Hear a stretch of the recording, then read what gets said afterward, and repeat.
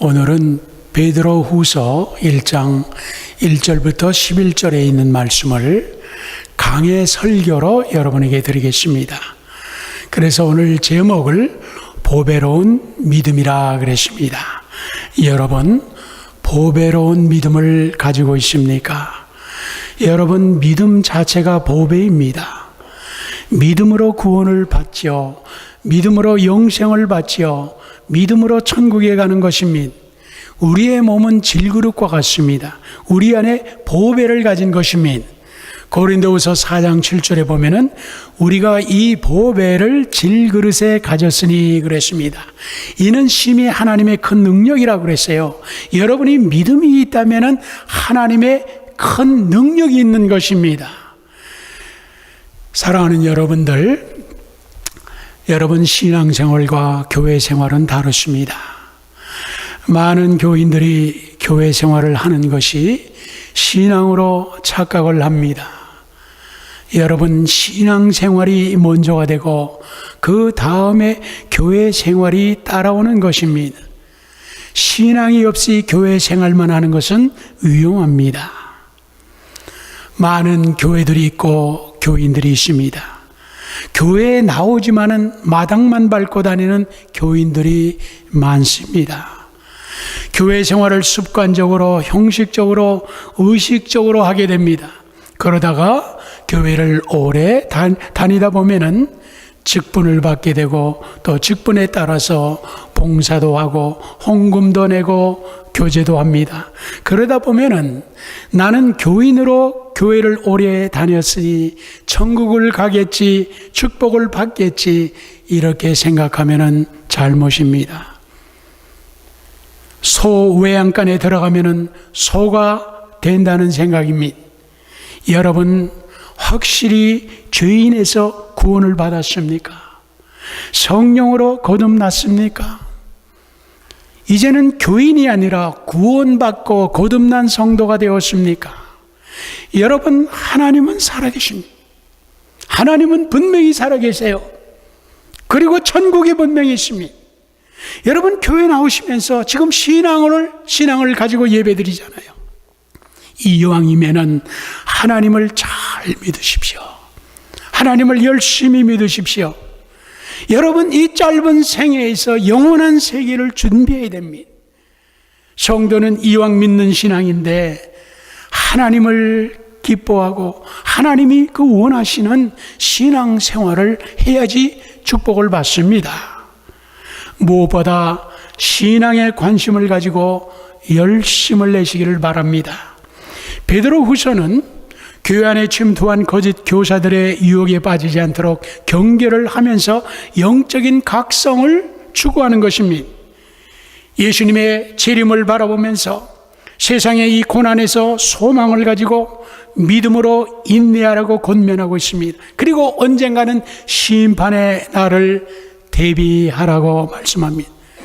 우리 신앙생활을 소홀히 하게 되면요, 사단이 미혹을 하여 다시 세상과 죄악으로 빠지게 된다는 것입니다.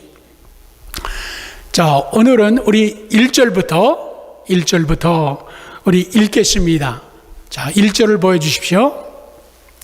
베드로후서 1장 1절 우리 다 같이 읽겠습니다. 시작.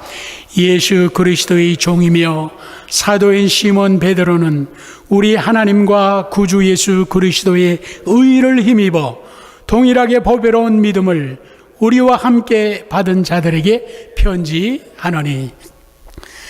베드로는 베드로 전서와 더불어서 이제 한 4, 5년 후에 이 후서를 지금 기록합니다.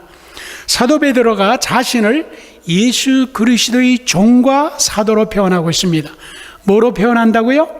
종과 사도로 말씀을 하고 있습니다.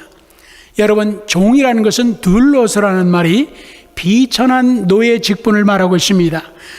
그리스도인들은 그리스도의 피로 구속을 받은 하나님의 자녀들입니다. 따라서 이 땅에서 하나님의 나라와 의를 위하여 일하는 종이 된 것입니다. 우리 성도는 우리의 주인이 되신 예수 그리스도의 종으로서 자신의 모든 것을 다 바쳐서 주인이신 주 예수 그리스도에게 충성을 다하는 것입니다. 이 종입니다. 또한 사도란 것은 아포스톨로스라는 말은 보냄을 받은 자라 이 말이에요. 여러분, 우리 성도는 사도와 같이 보냄을 받은 자라 이 말이죠. 지난 주일 요셉의 설교를 했잖아요. 여러분은 요셉과 같이 팔려온 자가 아니라 보냄을 받은 자라는 것을 명심하시길 바랍니다. 성도는 하나님과 구주 예수 그리스도의 의로 말미암아 보배로운 믿음을 가졌습니다. 사실 우리가 성도가 의롭게 된 것은 자신의 공로나 행위에 있는 것이 아니라 오직 하나님의 은혜로 의롭다함을 받지 않았습니까? 예수 그리스도에서 십자가에서 치르신 그 엄청난 피값을 치르고 여러분 한 분 한 분들을 의롭게 만드신 거예요. 그렇기 때문에 이 믿음이 보배라는 겁니다. 여러분은 이 보배로운 믿음을 확신하고 있습니까? 다 같이 우리 2절을 읽읍시다. 2절 시작. 하나님과 우리 주 예수를 알므로 은혜와 평강이 너에게 더욱 많을지로다. 여기 보면은 하나님과 예수 그리스도를 알므로, 여기 알므로 그랬죠. 이것이 베드로 후서의 주제입니다.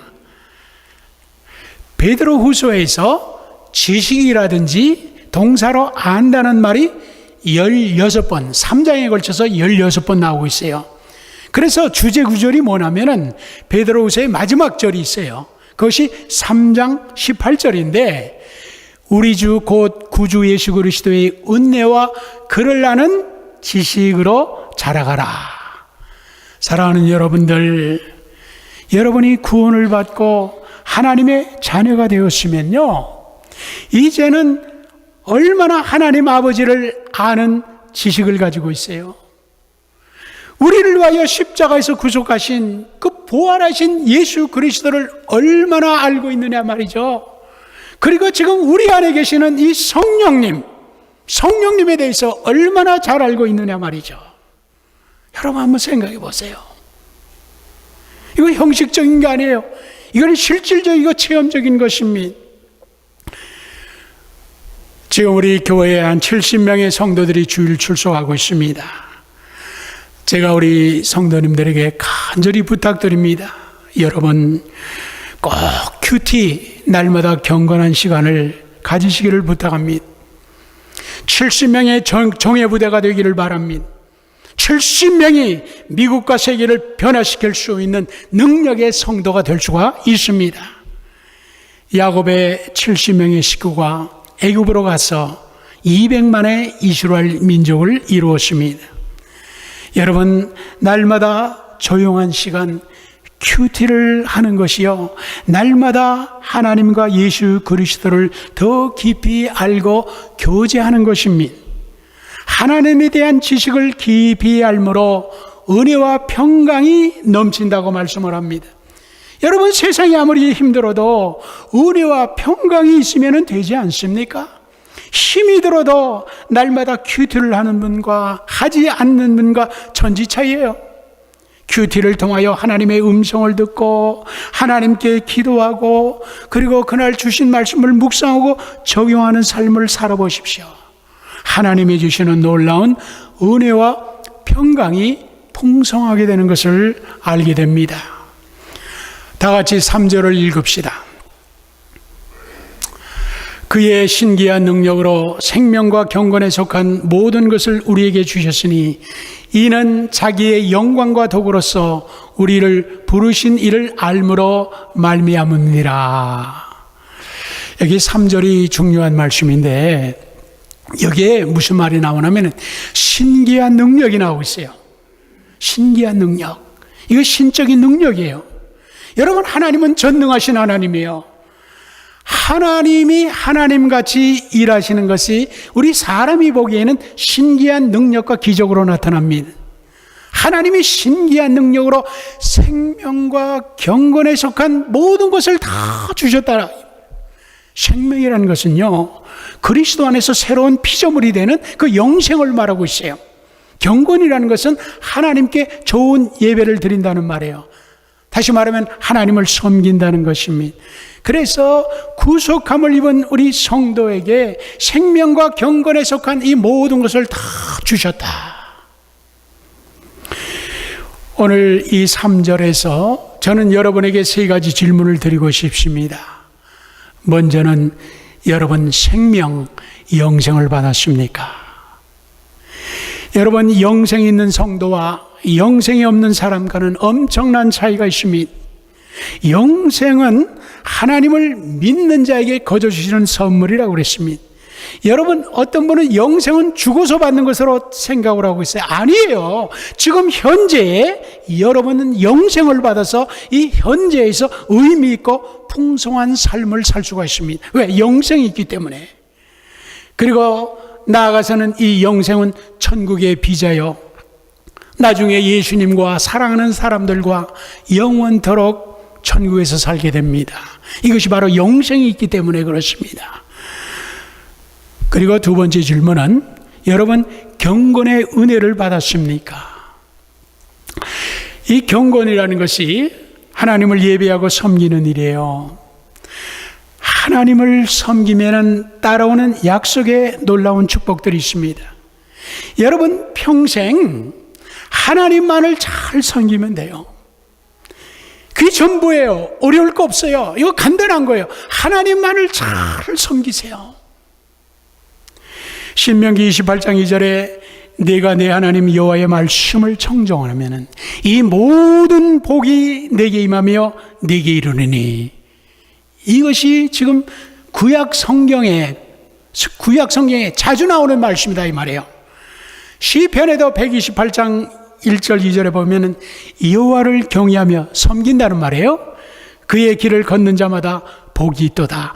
내가 내 손이 수고하는 대로 먹을 것이라. 내가 복되고 형통하리라.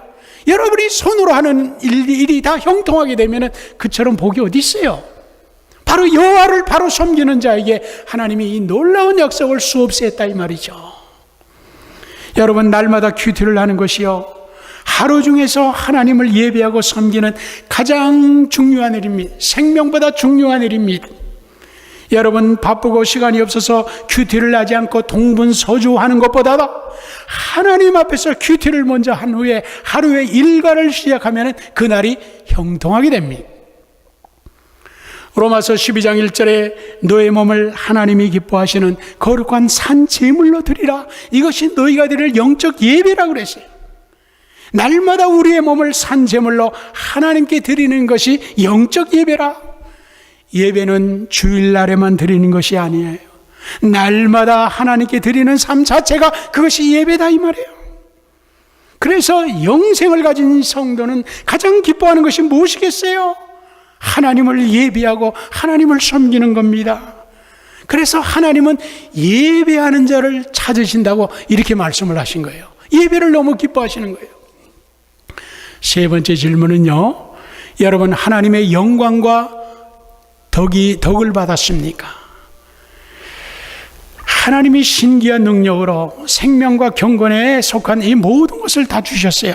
그런데 여기 보면은 이 신기한 능력이 하나님의 영광과 덕에서 나오는 것을 말씀하고 있습니다. 여러분 영광, the glory, 덕이라는 것은 goodness, 이게 하나님의 본질적인 속성이에요. 항상 성도 안에서 역사하시는 여러분 하나님의 영광을 아십니까? 하나님의 영광을 느끼십니까? 하나님은 자체가 영광이에요. 그래서 하나님을 사랑하는 성도들에게는 하나님의 영광이 임하십니다. 그래서 하나님의 영광이 성령을 통해서, 성령의 기름을 통해서 여러분을 거룩하게 하시는 거예요. 목욕탕에서 목욕을 하듯이 하나님의 영광의 이 성령의 기름으로 여러분이 거룩하게 하는 거예요. 거룩하게 하나님이 씻는 거예요, 여러분들을. 그러면서 이 영광의 하나님이요, 놀라운 것은 하나님이 모든 선하심을 이룬다는 것입니다. 여러분 모든 것을 합하여 선을 이루시는 하나님을 믿습니까? 하나님이 어떠한 환경 속에서도 결국 선을 이루시면 다 되는 거 아닙니까? 뭘 염려하고 걱정하고 두려워합니까? 여러분 하나님을 아는 지식으로 자라가십시오. 성도는 성장해야 됩니다. 더 깊은 은혜의 바다를 체험해야 됩니다. 하나님의 이 신기한 능력으로, 그리고 영생과 경건의 그 풍성함으로, 그리고 하나님의 영광과 선하심으로 여러분에게 베푸시는 이것을 맛봐야 됩니다. 체험해야 됩니다. 이게 진짜 우리가 그리스도인이 되는 것이죠. 우리 4절을 같이 읽읍시다. 이로써 그 보배롭고 지극히 큰 약속을 우리에게 주사 이 약속으로 말미암아 너희가 정욕 때문에 세상에서 썩어질 것을 피하여 신성한 성품에 참여하는 자가 되게 하려 하심이라. 여러분, 하나님께서요 보배롭고 큰 약속을 주셨다고 말씀을 하세요. 여러분, 보배롭고 큰 약속이 무엇이에요? 성도가 얻게 되는 하나님 나라의 약속을 말하고 있습니다. 하나님 나라에서 성도가 영광되고 영원한 삶을 가지게 됩니다. 영원한 생명과 안식을 누리는 것입니다. 그러면서 이 4절에서 두 가지의 권면을 하고 있습니다. 첫째는 소극적인 권면을 합니다. 그러므로 너희는 이 지극히 큰 약속을 가졌기 때문에 너희는 더 이상 정욕을 인하여 세상에 썩어질 것에 참여하지 말라 이 말이죠. 정욕은 죄성을 가지고 육신의 욕구대로 사는 것입니다. 세상을 사랑하고 육적인 욕심을 따라 사는 것이 하나님과 원수가 되는 것입니다. 하나님이 가장 싫어하는 것입니다. 요한일서 2장 15절에 이 세상이나 세상에 있는 것을 사랑하면 하나님의 사랑이 그 안에 있지 아니하리라. 세상은요 악한 마귀의 권세가 한동안 사로잡은 코스모스의 공간입니다. 하나님을 대적하는 악한 세계를 말하고 있어요. 여러분 보세요. 온 세계에 지금 낙태와 동성결혼과 인간 복제, 이것이 하나님의 창조의 원리와 질서를 대적하는 일이잖아요. 세상에 있는 모든 것은 다 변화되고 썩어지는 것입니다. 그래서 이 세상의 것에 집착하지 말고 속박되지 말라. 여기서 피하라. 자유함을 얻으라고 이렇게 말씀을 하는 것입니다. 그리고 두 번째는 적극적인 권면을 합니다. 이제는 신의 성품, 하나님의 성품에 참여하라. 사람의 영역은 둘 중에 하나입니다. 여러분, 신앙은 중립지대라는 말이 없습니다. 정력으로 세상을 따라가든지 세상을 피하여 하나님의 성품에 참여하든지 선택의 기로에 있는 것입니다. 성도는 하늘의 약속을 받은 자로 하나님의 성품에 참여하라는 것입니다. 하나님의 성품에 참여한다는 것은 하나님의 사람이 되라 이 말이죠. 하나님을 닮아가는 사람이 되라 이 말이죠. 하나님과 교제하라 이 말이죠. 그러면서 이게 중요한 이번에 핵심이 5절, 6절, 7절에 나오고 있습니다. 우리 같이 한번 5절, 6절, 7절을 읽겠습니다. 자, 다 같이. 그러므로 너희가 더욱 힘써 너희 믿음의 덕의 지식을, 지식의 절제를, 절제의 인내를, 인내의 경건을, 경건의 형제우애를, 형제우애의 사랑을 도와라. 하나님의 성품에 참여하는 지금 이 8가지의 성결의 단계를 말씀하고 있습니다. 이 성결의 단계에 이르도록 더욱 힘쓰라. 이 인간의 원래 이 죄의 성품, 이 신 네이처에서 이제는 변하여 하나님의 성품, 이 디바인 네이처에 참여하라. 신의 성품에 참여하여 모든 노력을 다 기울이라 이 말이죠. 게으르고 차일피일하게 미루는 것이 아닙니다. 바로 지금 이 시간에 가장 긴급한 일로 처리하라는 것입니다. 여러분, 성도는 하나님의 성품에 참여해야 된다 이 말이죠. 이 8가지 성품이 있는데 한번 단계를 보십시오. 자, 이 8가지 여러분이 외우실 수 있으면 좋습니다. 뭐 저절로 외워지는 것입니다. 첫째가 뭐지요? 첫째가 믿음입니다. 이 믿음이라는 것은 성결의 단계의 근본이에요. 믿음은 하나님의 선물로 주십니다. 이 믿음으로 의롭다함을 받습니다. 믿음은 신앙의 학교에 그냥 입학하는 거예요. 여러분, 학교에 입학만 하면 되겠습니까? 그 다음 단계를 거쳐야죠. 그래서 둘째가 믿음의 덕을 세우는 것입니다. 덕이라는 것은 그냥 선한 행실을 말합니다. 하나님의 선한 성품을 따라서 덕 있는 삶을 살라 이 말이에요. 그래서 성도가 덕을 세우게 되면 하나님의 형상을 가진 온전한 사람이 되는 것입니다. 세 번째는 덕의 지식을 더합니다. 여기 지식이란 말, 아까도 말씀드렸지만은 이 베드로후서의 주제가 지식이에요. 하나님에 대한 지식을 말하고 있어요. 사람의 신앙이라는 것은 맹목적인 것이 아니라 살아계신 하나님을 경험하고 체험하는 것을 말합니다. 하나님의 이 영적 세계는요, 너무나 깊고 놀랍습니다. 눈에 보이지 않는 이 신기한 능력으로 펼쳐지는 이 신비한 영계의 영적 세계가 있어요. 이것을 영안으로, 영적인 눈이 떠져가지고 이 영안으로 이 영계를 바라봐야 돼요. 여기에 성령에 대해서, 천사에 대해서, 천국에 대해서, 그 능력에 대해서, 기적에 대해서, 치유에 대해서, 회복에 대해서, 기쁨에 대해서, 이 평강에 대해서 놀라운 그 영계의 세계가 있어요. 우리가 예를 들어서 말이죠, 광야에서 이스라엘 백성들이 누렸던 광야의 식탁이 있습니다. 애굽의 10가지 재앙으로부터 출애굽을 하고, 그리고 바다 홍해가 갈라지고, 광야에서 보호와 인도가 되었던 구름 기둥과 불 기둥이 있었고, 날마다 하늘에서 빵 같은 만나가 내렸고, 메마른 광야에 바위를 쳐서 물이 쏟아져 나오고, 동풍으로 메추라기들이 불려와 고기를 실컷 먹고, 40년 동안 옷과 신발이 헤어지지 않은 줄곧 이 신비한 하나님의 능력이 나타났던 것입니다. 여러분, 이 세상은 광야와 같아요. 우리 성도는 마땅히 하나님의 신기한 능력을 체험해야 됩니다. 신기한 능력을 누려야 됩니다. 하나님의 하시는 일은 신묘막측합니다. 하나님을 아는 영적 지식에서 자라가야 됩니다. 알아야 돼요. 이 깊은 세계를 알아야 돼요. 네 번째는 이 지식의 절제를 도하라는 것입니다. 절제라는 것은 한마디로 자제력입니다. 여러분, 내가 할 수 있는 자유가 있고 절제되는 경우가 있지요. 고린도전서 6장 12절에 모든 것이 내게 가나 다 유익한 것이 아니요 모든 것이 내게 가나 내가 무엇이든지 얽매이지 아니하리라. 여러분, 모든 것이 내게 다 가하지만은 그것에 얽매이지 않도록 절제를 해야 된다 이 말이죠. 내게 자유로운 취미라고 하여도 거기에 속박이 되면은 죄가 된다 이 말이죠.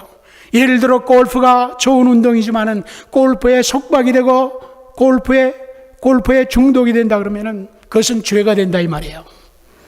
내가 절제할 줄 아는 것이 모든 일에 균형된 신앙을 가지는 것입니다. 그래서 지식에는 이 절제를 도합니다. 다시 그림을 보여주십시오. 다섯째에는 이 절제의 인내를 도하라는 것입니다. 인내는 굳게 버티는 지구력을 말합니다. 절제라는 것은 내적인 것이고 인내는 외적인 것이에요. 오래 참는 것이요. 그 당시 그리스도인들이 말할 수 없는 환난과 핍박을 받으면서 믿음으로 참고 재림의 소망을 바라봤습니다. 신앙에는 자제력이 있어야 되지만은 길게 버틸 수 있는 지구력이 필요합니다. 여러분, 신실한 신앙이라는 것은요, 비가 오나 눈이 오나 꾸준하게 자리를 지키고 책임을 다하는 것입니다.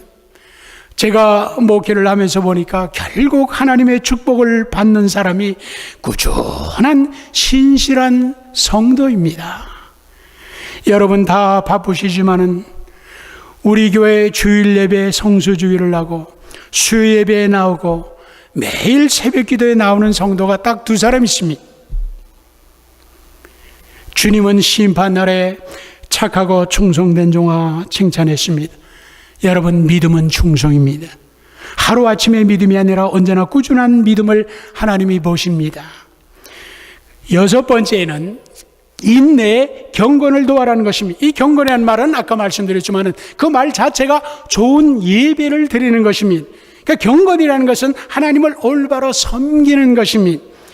지금까지 모든 믿음과 지식과 덕과 절제와 인내를 하는 것은 바로 하나님을 온전히 섬기기 위해서입니다.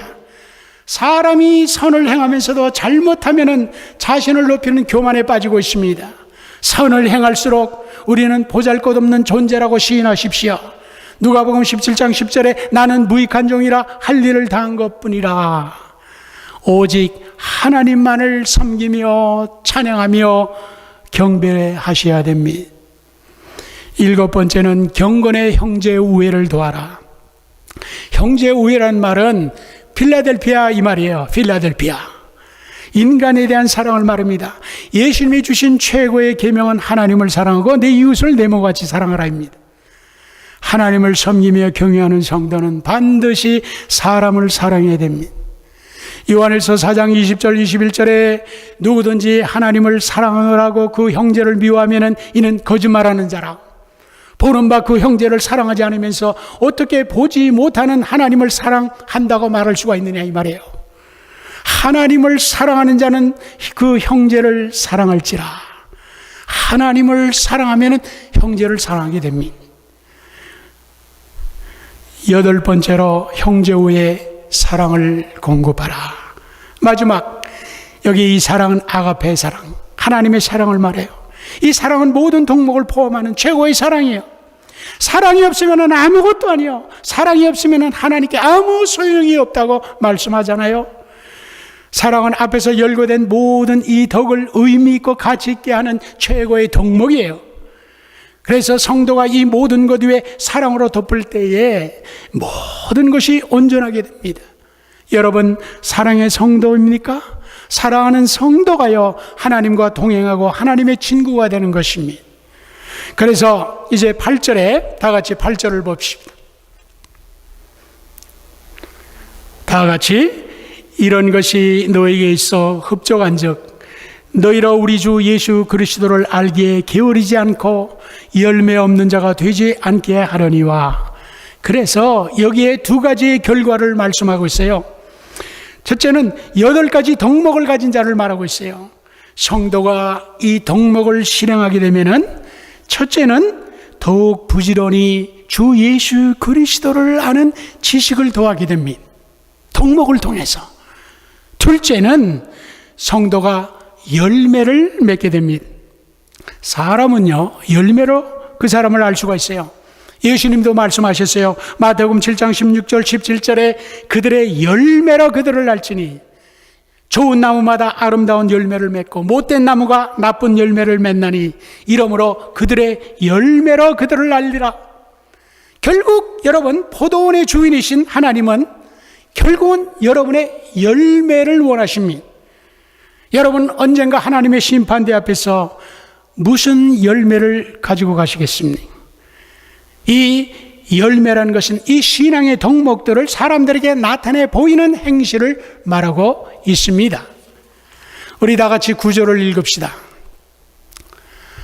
9절 시작.